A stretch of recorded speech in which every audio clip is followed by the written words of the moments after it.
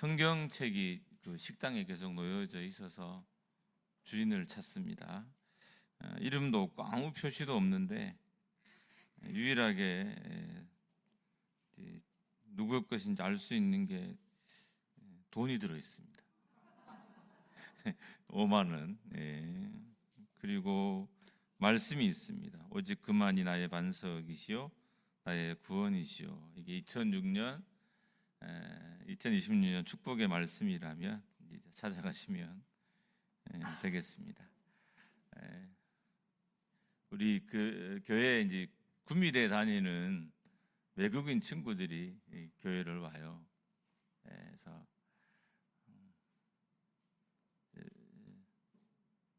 정심을 왜 안 먹냐고 이렇게 물었어요. 아마 아침에 뭐 배부르게 먹고 와서 뭐 그럴 수도 있고, 그 옆에 있던 한국인 여청년 한 명이 뼈 때리는 말을 했어요. 우리 집사람이 네 한국 음식 좋아하니까 왜 점심 안 먹었어? 그랬더니 오늘은 너무 한국적이었어요 그러더라고요. 농담인데 아직 못 알아듣시는데 너무 한국적이어서 하여튼 그랬습니다. 조금 신경 쓰셔서 너무 한국적이지만 않게 이제 외국 아이들 잘 먹을 수 있도록 배려를 부탁드리겠습니다. 기분 나쁘지 않으시죠, 그렇죠? 이거 막 표정이 굳어진 분이 있는데 오늘은 예배학교 6주차 성령의 역사, 촉각에 대한 거예요. 촉각. 그러니까 성령의 임재를 우리가 경험할 수 있다는 의미인 거예요. 여러분, 우리가 하나님에 대해서 알아야 할 것이 있는데, 하나님은 우리가 영으로도 또 육으로도 하나님을 알 수 있다는 거예요. 완전한 알면 존재하진 않지만 하나님의 일부를 알 수 있다는 거예요. 그러니까 예배 안에 이런 경험이 있어야 되는 거죠. 찬양을 통해서든 말씀을 통해서든 이 경험이 있어야 돼요. 그 밑에 그 한글로 써져 있는 게 좀 긴 구절이 있죠. 요거 같이 한번 교재에도 있는 건데 같이 한번 읽어보겠습니다. 시작. 성령의 역사는 오감을 이루는 전인격적인 반응이다. 예배 안에는 성령의 역사가 필요하다. 예배 드릴 때 성령이 임하고 하나님의 임재하심과 거룩하심이 나타나야 한다. 만약 성령님이 함께 계시지 않고 일하심이 없다면 우리의 예배가 아무리 좋아도 우리의 영혼은 변화되지 않는다. 많은 예배가 우리를 변화시키지 않는 이유는 예배 안에 계신 성령의 역사를 우리가 경험하지 못하는 거죠. 그러니까 체험하지 못하는 거예요. 꽃동산교회 여름 캠프의 이름이 성령 체험 캠프인 거예요. 그러니까 아이들이 어렸을 때 이 성령을 체험하게 하자. 저희 딸아이가 성령 캠프 때 정말 눈물을 흘리고 뜨겁게 기도했어요. 아이가 몇 살 때인지 기억나지 사진이 제가 있어서 이번에 꽃동산에서 그 사진을 보여주고 우리 딸아이가 여기서 이렇게 성령을 만나고 체험했다 이렇게 잠깐 어필한 적이 있었어요. 이처럼 하나님은 우리와 완전히 별개의 분이 아니에요. 예배를 통해서든 자연 만물을 통해서든 사건을 통해서든 그분의 일부는, 온전하면 결코 다 우리가 하나님을 경험하거나 알 수 없지만 그분의 일부는 우리가 알 수 있다는 거죠. 근데 예배 안에 그런 역사가 일어나야 된다는 의미입니다. 자, 그러면 성령은 도대체 누구인가? 어떤 분인가? 구약에는 르아흐라고 하고요. 신약에는 퓨뉴마라고 합니다. 하나님의 영에 대해서요. 다른 말로 하면 성경에 보면 아버지의 영, 보혜사. 그러니까 아버지와 아들 대신 보냄을 받은 영이라고 해서 보혜사라고 하기도 하고요. 진리의 영, 은혜의 영, 생명의 영, 그리스도의 영이라고도 합니다. 그래서 이 성령이 우리가 예배 가운데 임하시고 역사하심이 있어야 예배가 온전해지고 그 예배 안에 하나님에 대한 경험이 있고 그럼을 말미암아 우리 영혼과 삶의 변화를 예배를 통해서 경험할 수 있게 되는 거예요. 자, 그러면 성령 충만함이라면 뭘까요? 우리는 이미 예수 그리스도를 믿는 순간 성령이 내재하고 계셔요. 내 안에 내주하고 계시죠. 함께 하심이 있어요. 근데 이 성령이 나를 완전히 지배하는 것을 성령 충만이라고 그래요. 이게 이 지배가 어떤 현상을 통해서도 알 수 있어요. 우리가 예를 들어서 방언을 한다든지 아니면 등등 여러 가지 현상으로 인해서 저 사람이 지금 성령 충만한 상태이구나라고 알 수 있는데, 이 성령 충만이라는 것은 내가 성령에 의해서 온전히 지배받고 있는 것을 의미합니다. 그런데 성령이 언제 우리 가운데 가장 강력하게 드러나시냐 하면 그게 이제 예배 때인 거예요. 예배 때 성령께서 가장 강하게 역사하신다. 참된 예배에는 하나님의 임재하심과 거룩하심을 통해서 성령의 충만하심과 역사하심과 만지심이 있어야 된다. 성령의 만지심이 없다면 우리의 영혼은 변화되지 않는다. 그러니까 우리의 변화와 성령은 긴밀한 관계가 있는 거죠. 내가 바뀌어지는 것, 내 내면이 변화되는 것, 내 행위가 변화되는 것은 성령과 밀접한 관계가 있습니다. 자, 그러면 이 성령은 도대체 우리 안에서, 교회 안에서, 내 안에서 어떤 역할을 하시느냐? 첫 번째 큰 글씨로 같이 읽습니다. 시작. 성령은 우리 안에 거하셔서 우리와 함께 하신다. 요한복음 14장 17절 18절인데 저는 너희와 함께 거하심이요 또 너희 속에 계시겠습니다. 진리의 영인 성령이 우리 안에 내주하고 계시고 우리와 함께하고 계시다는 거예요. 그래서 우리를 오전 예배 때 배웠죠. 뭐라고 해요? 성령의 전이라고 하는 거예요. 이해되시죠? 성령이 내 안에 내주하고 계시기 때문에 우리를 성령의 전이라고 합니다. 그래서 성령은 우리와 함께 하시는 분이시다. 성령뿐만 아니라 하나님도 그리고 예수님도 우리와 함께 하시죠.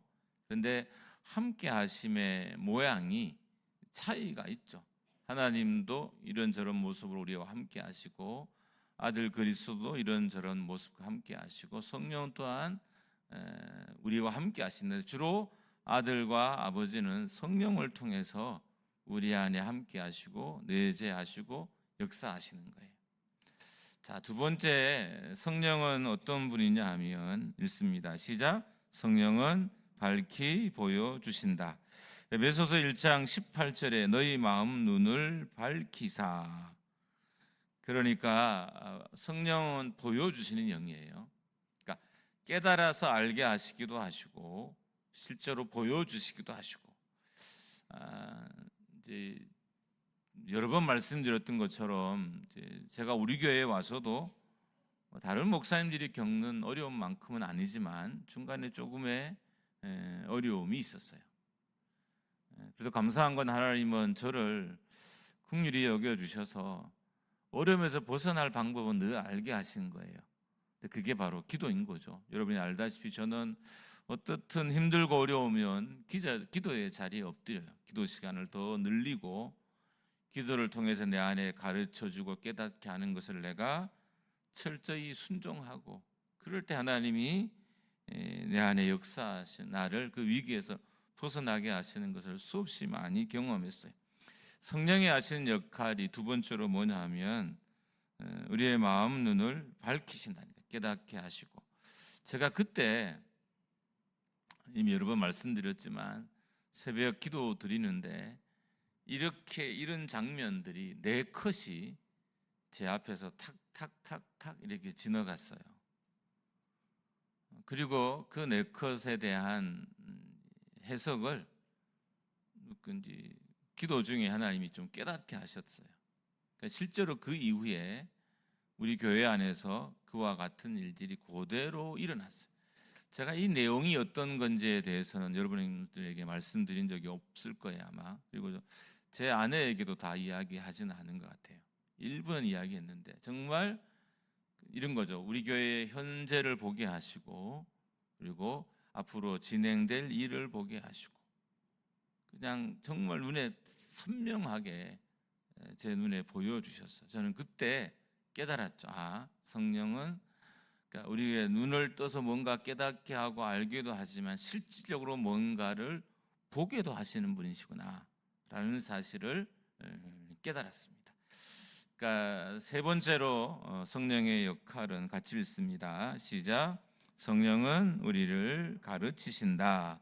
요한복음 14장 26절에 보면 가르치시고 생각나게 하시고, 그러니까 성령은 우리가 무엇을 해야 할지 어떤 말을 해야 할지 가르치시기도 하시고 또한 생각나게도 하시는 분인 거죠. 그러니까 내가 성령 충만한 성령의 온전한 지배를 받는다는 것은 때에 맞는 말을 내가 하게 된다는 것이고 때에 맞는 어떤 결정을 하게 된다는 것인 거예요. 왜냐하면 성령이 나를 가르쳐 주시니까. 우리가 성령 충만은 단듯이 막 방언을 하고 막 찬양을 크게 하고 이런 개념이 아닌 거죠. 내가 온전히 성령의 지배를 받으면 성령은 나에게 가르쳐 주기도 하시고 또한 생각나게도 하시는 영입니다. 네 번째로는 읽습니다. 시작. 성령은 우리를 인도하신다. 요한복음 16장 13절 말씀인데 우리 같이 한번 읽어볼까요? 시작. 그러나 진리의 성령이 오시면 그가 너희를 모든 진리 가운데로 인도하시리니 그가 자의로 말하지 않고 오직 듣는 것을 말하시며 장래일을 너희에게 알리시리라. 성령이 우리를 진리 가운데로 인도하신다는 거예요.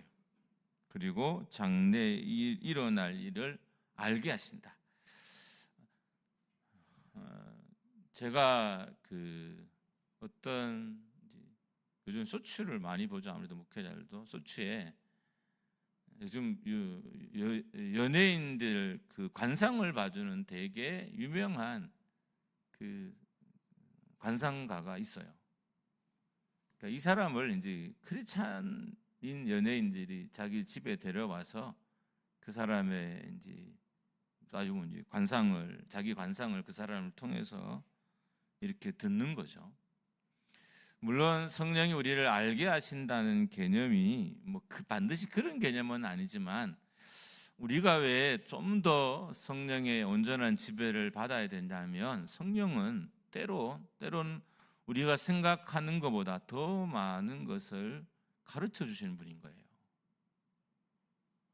굳이 우리가 누군가에게 물을 필요가 없을 만큼 성령은 여러분과를 충분히 가르치시는 분이에요. 근데 우리가 왜 그 가르침을 못 받냐 하면 성령의 온전한 지배를 받지 않아서인 거죠. 그러니까 성령의 온전한 지배를 받으면 우리도 가르침을 받을 수 있고 저 또한 여러분을 성령의 깨달음을 통해서 가르침을 통해서 가르칠 수 있는 거예요. 저는 개인적으로 이게 너무 교회에서 중요한 사역이 돼서 목회자가 막 성도들에게 미래를 말해주고 이런 것 자체는 반대하지만 그래도 우리가 지금보다는 성령의 더 지배를 받아서 장래나 교회의 일들이나 나라에 대한 것들에 대한 더 많은 영적인 지식이 필요는 하다. 그런 영적인 거장이 교회에는 필요하죠. 제가 군에 갔을 때 군종병 한 명이 이름도 기억나요. 제가 군종 이름들을 거의 다 잊었는데 이 친구만 이름이 기억나요. 특이하기도 하고 이름이 소리. 성은 잘 몰라요. 이름은 소리였어요. 근데 이 친구가 제가 군에 가자마자 하는 말이 목사님 기도하셔야 됩니다. 당연히 기도했죠. 근데 그 친구가 하는 말은 이런 거죠. 목사님 이곳은 지금 우리가 하는 기도보다는 훨씬 더 많은 기도가 있어야 됩니다 라는 의미겠죠. 근데 당연히 저는 초임지고 기도하고 있었기 때문에 그 말을 깊게 받아들이진 않았어요. 근데 1년도 지나지 않아서 왜 그 형제가 그렇게 이야기했는지를 충분히 아는 사건들이 우리 부도에 막 왕창 일어났어요. 여러분, 우리가 성령의 지배를 받으면 청년들도 저에 대해서 말할 수 있어요. 하나님의 일들을. 그러니까 이런 일들이 교회에 있어야 되는 거죠.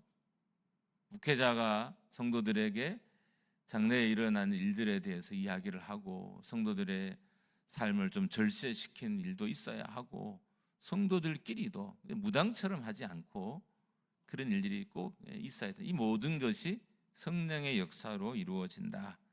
다섯 번째, 성령의 역할 시작. 성령은 우리에게 확신을 주신다. 그러니까 내가 하나님이 살아계심과 하나님이 역사하심과 일하심에 대한 확신이 성령을 통해 갖게 되는 거죠. 여섯 번째로는 읽습니다. 시작. 성령님은 우리를 위하여 중보 기도하신다. 성령께서 우리의 연약함을 위해서 친히 간구해 주시는 분이라는 거죠. 나를 대신해서 하나님 아버지께. 그래서 성령을 보혜사의 영이라고 그래요. 대신 보내심을 받은 영. 그래서 우리와 하나님 사이를 중보하시는 분이 성령인 거죠. 예수 그리스도도 중보자이지만 동일하게 성령 또한 중보자예요. 그래서 친히 간구해 주신다. 그 다음에 성령의 역할 일곱 번째 읽습니다. 시작. 성령님은 우리를 온전하게 만드신다. 요한복음 17장 23절의 말씀인데요. 저희로 온전함을 이루어. 그러니까 성령은 여러분과 저의 부족함을 메워 주셔서 온전한 말을 하게 하고 온전한 결정을 하게 하시니 성령. 그래서 우리가 기도를 통해서 성령 충만해야 될 이유를, 예배 때마다 성령의 충만함을 경험해야 될 이유가 여기에 있는 거죠. 내 삶을 성령께서 온전케 하시는 거예요. 말의 부족함을 온전히 메워주시고, 결정의 부족함을 온전히 메워주시고, 인생의 약함을 온전히 메워주시는 게 성령인 거예요. 그래서 우리가 성령 충만해야 됩니다. 근데 성령이 어떤 사람들 가운데 역사하느냐, 밑에 짧게 적어놨죠. 순종하는 사람, 그리고 겸손한 사람들 가운데 일하신다. 그 다음 세 번째는 우리가 성령을 받기 위해 준비해야 할 내적인 준비가 있어요. 이 세 가지인데, 하나는 주님께서 나를 다스리고 있다는 주권을 인정하는 걸, 로드십을 인정하는 걸 말하죠. 두 번째로는 겸손한 마음, 세 번째로는 정결한 마음. 그래서 이 마음의 상태가 있어야 성령께서 우리에 임하시고 또 역사하신다. 그러니까 이런 거죠. 우리가 성령은 내가 예수 그리스도를 인격적으로 영접할 때 이미 내 안에 내주하셨고, 보통 우리가 뭐 성령을 받는다 이렇게 말할 때는 성령 충만함이라고 이해하시면 훨씬 더 수월할 것 같아요. 내가 언제 성령의 온전한 지배를 받을 수 있느냐, 내가 성령 충만한 사람이 될 수 있느냐는 내가 얼마나 그리스도를 주로 인정하느냐, 내 안에 겸손이 있느냐, 정결한 마음이 있느냐가 이것을 좌우한다는 그런 의미입니다. 네 번째로는 성령이 임하도록 준비되는 작업이 있어요. 세 가지인데 같이 한번 읽어볼 거예요. 시작. 기다리라, 기도하라, 믿음으로 받으라. 사도행전 1장 4절에 보면 사도와 같이 모이사 저에게 분부하여 가라사대 예루살렘을 떠나지 말고 내게 들은 바 아버지의 약속하신 것을 기다리라 라고 했어요. 그러니까 성령을 기다리라고 했고요. 그 다음에는 기도하라. 사도행전 1장 14절에 여자들과 예수의 모친 마리아와 예수의 아우들로 더불어 마음을 같이하여 전혀 기도에 힘쓰니라. 그러니까 전혀 기도에 힘쓰다는 것은 여러 번 말씀드렸던 것처럼 기도 외에는 아무것도 생각나지 않는 상태를 의미하는 거예요. 내가 기도하고 있는 그 내용 외에는 다른 것이 생각나지 않는 상태를 전혀 기도에 힘쓰는 상태로 봐요. 그리고 네 번째로는 믿음으로 받으라.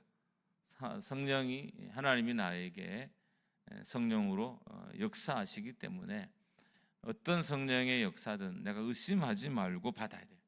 여러분, 성령의 일하심이 너무 다양해서요. 이런 거죠. 이분에게 역사하신 성령의 일하심이 다르고 이분에게 역사한 성령의 역사함이 달라요. 근데 나는 내가 경험이 없으니까 이분이 경험한 성령의 역사만 있어요. 그래서 다른 성령의 일하심이 내게 나타나면 깜짝깜짝 놀라는 거예요. 근데 그렇게 하지 말라는 거죠. 성령이 이게 정말 악한 영을 통해서 받는 것이 아니면 내가 성령의 일하심을 받아들여야 내 안에 성령의 일하심을 우리가 경험하게 된다는 거예요. 많은 사람들이 영적인 낯섦 앞에 자기를 주저주저합니다. 여러분, 정말 영적인 낯섦이 있어요. 또 한 번은 제가 이렇게 강단에서 설교를 하는데 내 머리 이 뒤에 히브리어 글자들이 새겨지더라고요. 저는 히브리어 글자를 잘 몰라요. 그러니까 일부에 알긴 알겠지만 막 그 성경 구절이 이렇게 쓰여진다고 해서 제가 그걸 다 해석하거나 이렇게 하진 잘 못해요. 그 단어를 좀 뭐 이렇게 파싱하고 이런 걸 좀 알고 겨우겨우 어떻게 이제 분석하는 것을 배워서 조금 아는 정도지. 제가 그냥 히브리어를 딱 보는 순간 이게 뭐 파싱이 되고 다 이런 정도는 아니기 때문에 그게 잘 뭔가 경험하지 못했지만 그때 제 기억에 제 인생에서 듣는 분은 잘 모르겠지만 제 내적인 말씀에 대한 확신이 가장 충만했대요. 그게 언제냐면 홍보학 기도회 때였어요. 한번 그런 적이 있었어요. 성령의 일하시면 정말 다양하게 나타나요. 근데 여러분이 제한하면 그 낯섦 앞에 제한을 하면 성령의 역사를 경험할 수 없어요. 보통 우리는 일단 주변으로부터 많이 듣지도 않아서 그 성령의 일하심을 자꾸 제한하는 거죠. 그래서 방언도 뭐 제한하고 어떤 성령이 충만하게 하셔서 내 안에 어떤 영적인 변화들이 일어났을 때 이렇게 제한하는 성향이 대부분의 성도들에게 있었어요. 그래서 성령의 일하심이 딱 멈춰지는 거죠. 주려고 예비하셨던 것을 주시지 않게 되는 거죠. 어쩌면 이 땅의 많은 교회가 성령의 은사나 성령의 성품들을 온전히 누리지 못하는 건 이 성령의 일하심의 낯섦 앞에서 머뭇거리고 있기 때문인 거죠. 이제 이후로 여러분 머뭇거리지 마십시오. 그리고 분별이 필요하면 저에게 오십시오. 목사님, 내가 이런 경험이 있었는데 이게 바른 경험인가요? 라고 저에게 오십시오. 그럼 저도 기도해보고 어떻든 또 주변에 도움도 구해서 그게 바른 성령의 경험인지 아닌지 가르쳐 줄 테니까 그 대신 막지는 마시라고요. 저는 우리 교회 안에 좀 이렇게 영적인 거장들이 성도들 중에 많았으면 좋겠어요. 나보다 더 뛰어난 영적인 거장들이 우리 교회에 많았으면 좋겠어요. 여러분, 그게 교회가 아닌가요? 여러분, 배가 파도를 만났어요. 선장이 죽으면 난파되는 배는 정말 이 무가치한 배예요. 선장이 죽으면 갑판장이 물려서 하고 이렇게 할 수 있어야 돼요. 교회도 마찬가지예요. 목사에게 모든 영적인 것들을 맡기는 교회는 좋은 교회는 아니에요. 그러니까 우리가 그래서 예배를 잘 드리기 위해서 어떻든 예배의 마지막 단추는 성령이거든요. 성령이에요. 말씀도 있어야 되고 찬양도 있어야 되지만 예배의 마지막 단추는 이제 성령인 거예요. 이 성령의 역사들을 제한하지 않는 낯섦 앞에서 제한하지 않고 또 받아들일 때 우리에게 그런 영적인 경험들이 있고 또 우리가 영적인 거장이 되지 않을까 싶습니다. 이제 마지막입니다. 성령을 받을 때 우리에게 오는 능력. 그러니까 성령이 나를 온전히 지배할 때 우리에게 오는 첫 번째 능력은 권능을 받아요. 병을 고치고 귀신을 내쫓고 하는 권능을 받게 됩니다.